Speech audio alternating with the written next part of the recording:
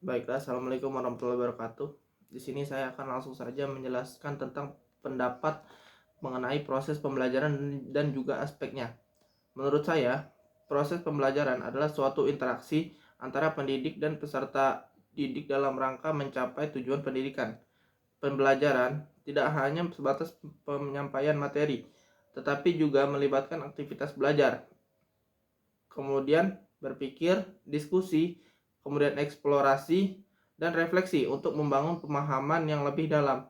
Kemudian, ada aspek dalam pembelajaran itu meliputi, pertama ada peserta didik. Peserta didik sebagai subjek utama dalam pembelajaran yang memiliki karakteristik, kebutuhan, dan gaya belajar yang berbeda. Kemudian ada pendidik. Pendidik itu bertindak sebagai fasilitator, yaitu evaluator dalam proses belajar mengajar.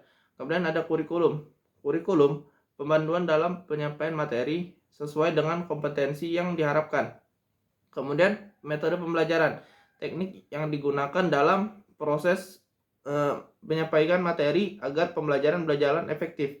Kemudian ada media pembelajaran, yaitu alat bantu seperti buku, video, atau teknologi digital untuk membantu pemahaman materi. Kemudian yaitu evaluasi pembelajaran, yaitu proses mengukur keberhasilan pembelajaran melalui asesmen formatif dan sumatif.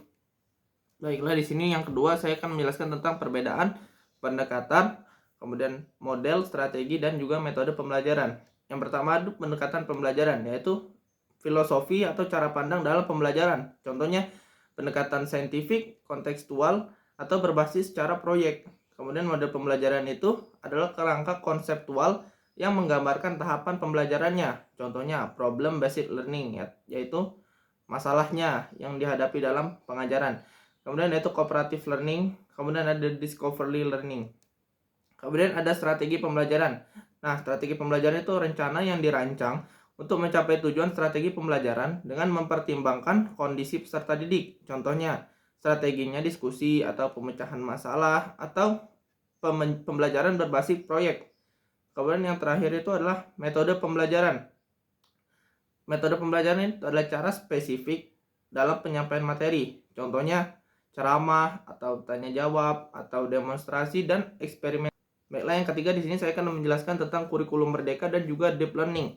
Apa sih kurikulum merdeka? Kurikulum merdeka adalah kurikulum yang lebih fleksibel, yaitu berorientasi pada pengembangan karakter dan kompetensi, serta memberikan keluasaan bagi sekolah dan guru untuk menyesuaikan pembelajaran dengan kebutuhan siswanya. Ciri utamanya yaitu pembelajaran berbasis proyek, misalnya fokus pada esensial materi dan lebih fleksibel dalam pemilihan materi serta metode pembelajaran. Kemudian ada yang namanya deep learning.